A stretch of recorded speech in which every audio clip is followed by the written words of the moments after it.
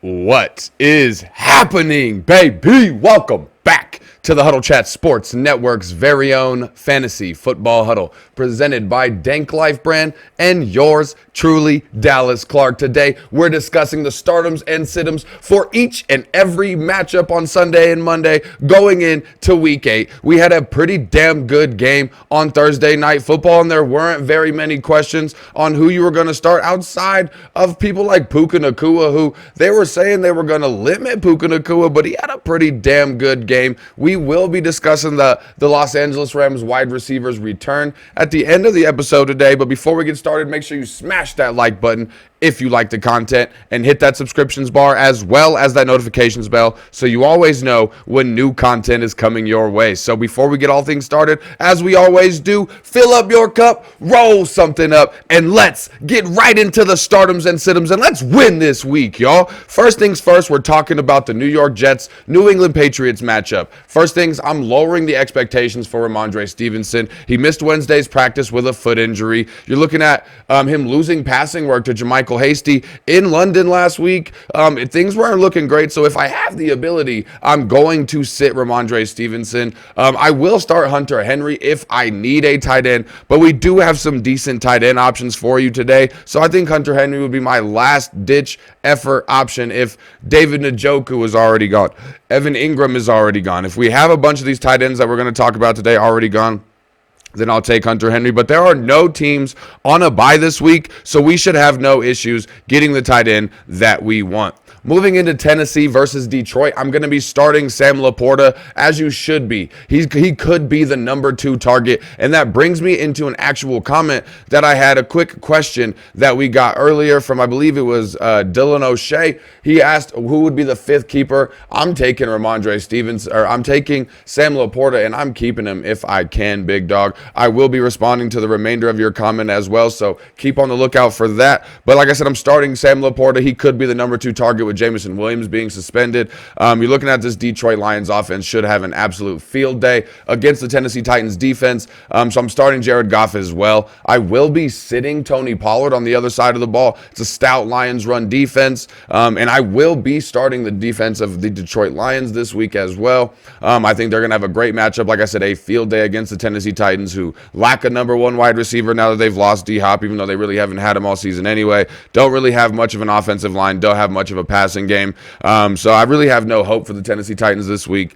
Detroit should run away with it. Moving on to Green Bay at Jacksonville, we're going to be starting Josh Jacobs. He's putting up 11-plus points in 6 of the last 7 games. The Jags have allowed the 6th most points per game to the running back position. I'm also going to be starting Evan Ingram. Like I told you guys at the beginning of the episode, he had a 27% target share last week. Trevor Lawrence, loves him. He's a top 10. He's facing a top 10 defense matchup this week against the tight end position in the Green Bay Packers. I will be sitting Tank Bigsby, though. Don't get too excited. I know you're coming off of, I think, his best game of the season so far in 2024. But this Packers run defense is not to be messed around with. Romeo Doubs and Tucker Kraft do have some sleeper appeal this week. But really, you already know we're going to be starting Jordan Love. Like I said, starting Josh Jacobs.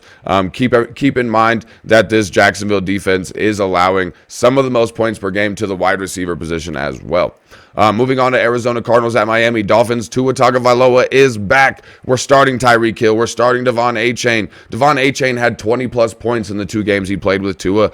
So I definitely think that he's going to continue that trend. Maybe not all the way up to 20 because they're going to want to get Tua going. But however, they may need to ease him in. So Devon Achane is going to have a huge role this weekend. I do think that there is flex appeal when it comes to Jalen Waddle this week. Jalen Waddle, even if you need to, I can start him at a wide receiver too. I'm not afraid of Jalen Waddle at all this week.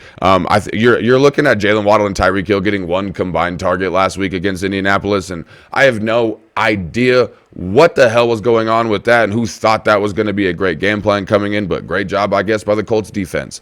We're going to be sitting Kyler Murray. Miami's allowing the fewest points per game to quarterback this season. Marvin Harrison Jr., if he's playing, he's kind of a must start. I feel like you got to put him in your flex position. You're really hoping that things get going with Trey McBride as well.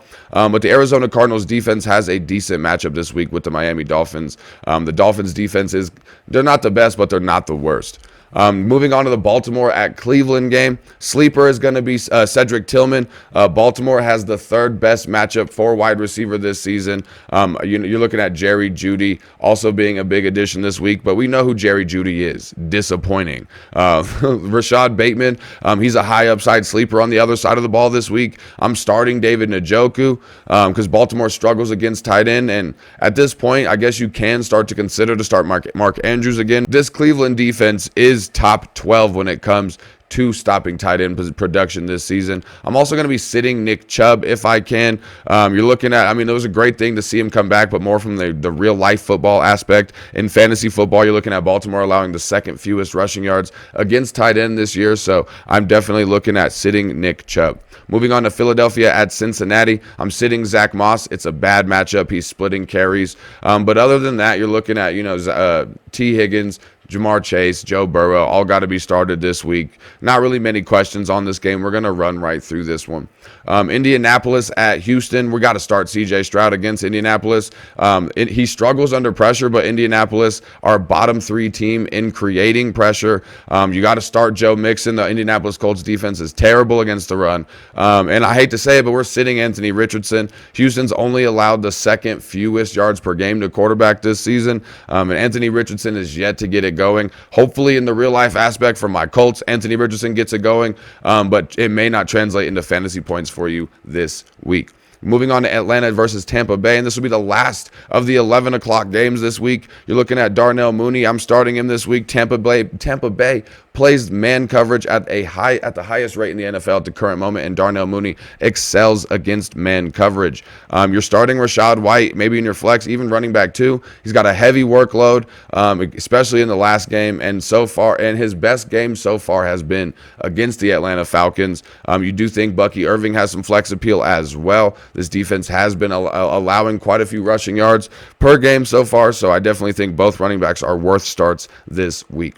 Moving on into the afternoon games, and before we do, make sure you smash that like button if you've made it this far and you like the content, and hit that subscriptions bar if you haven't yet, because I got over 50% of y'all watching this have not hit the subscriptions bar yet. Now, also check out our live episode we do on Sundays, 9:30 a.m. Mountain Standard Time, 11:30 a.m. Eastern Standard Time, and I give you guys all the last-minute injury advice, some last-minute lineup advice. I answer your questions live, and I give you some parlays that can hopefully pay your rent this month. Now, like I said, we're moving on to the afternoon games. First things first is going to be New Orleans Saints versus the Los Angeles Chargers. We're going to be sitting Chris Olave. Rattler is going to be playing at quarterback again, and it's rattling my confidence on Chris Olave. Only 2 teams have let up less points per game to wide receivers than the Los Angeles Chargers this season.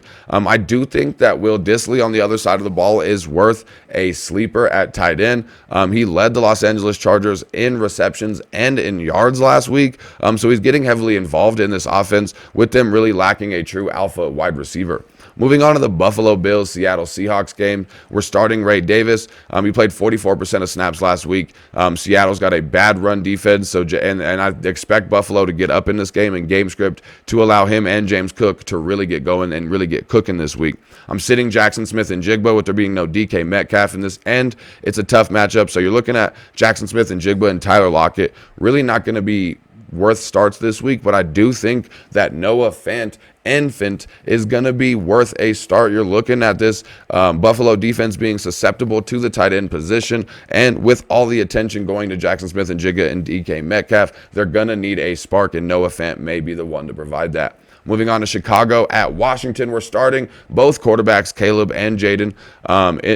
Caleb Williams has over 300 yards in 2 of the last 4 games, and he's got 7 touchdowns and 1 interception in the last 3 games as well. You're looking at DJ Moore being a top 25 wide receiver, and we already know what to talk about when it comes with the Washington Commanders secondary. When they play against good wide receivers, they're one of the worst defenses, if not the worst defense on paper. They have good games against bad offenses, which at least they have some form of of positive things to build on when it comes to their defensive game scheme, because that Washington Commanders defense is absolutely miserable. Moving on to Kansas City, Las Vegas. We already know what's going on with Kansas City. Really not many questions in there. We're starting Kareem Hunt.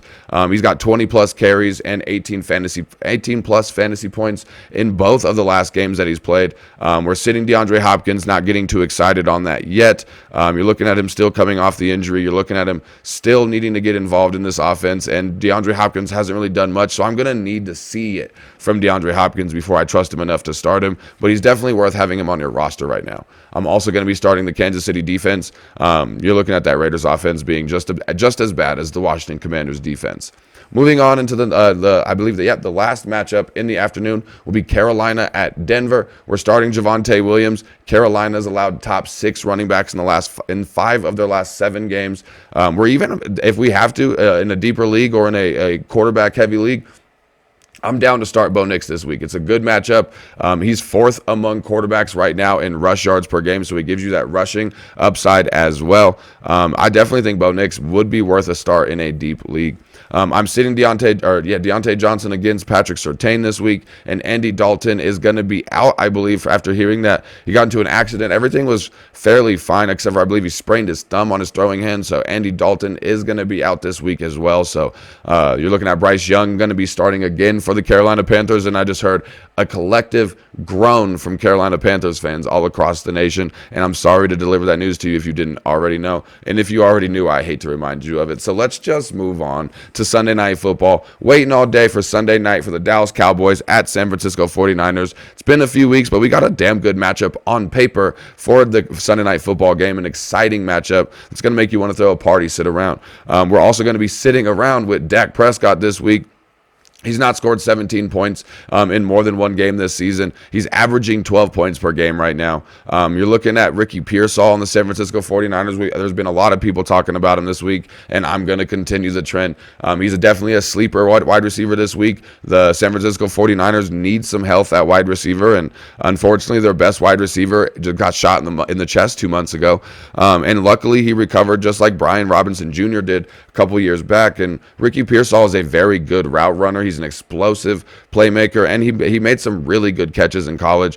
So I think Ricky Pearsall is going to have some really good ability this week. And you're looking at Dallas being without Dexter Lawrence and potentially Micah Parsons as well. So potentially even opening up things to have this Cowboys defense be even more susceptible than it has been in a lot of places this season already. So keep Ricky Pearsall in your mind this week. And let's go to Monday Night Football, talking about starting George Pickens. I think that Russ is better for him than Justin Fields was. You're looking at him being a downfield player that really he doesn't create a lot of separation. So you're looking at George Pickens really relying on somebody that can throw the ball deep like Russ loves to do. And George Pickens is definitely going to be worth a start, at least at your wide receiver 2 this week. I'm sitting Devin Singletary. I'm also sitting Pat Freiermuth. He's only had 40 yards or more twice, and he's playing this Giants defense who has surprisingly been pretty good, and they've only allowed the 3rd fewest points per game to tight end this season. That's going to do it for all the matchups today. I skipped through everything that you should already know, the obvious starts.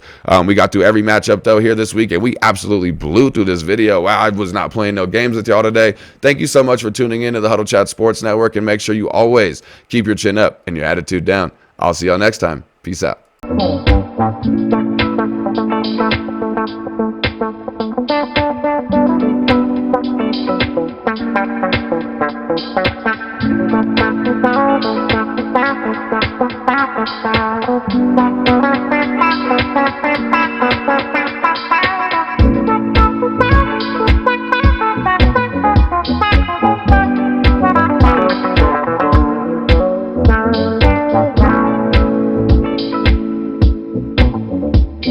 Wow.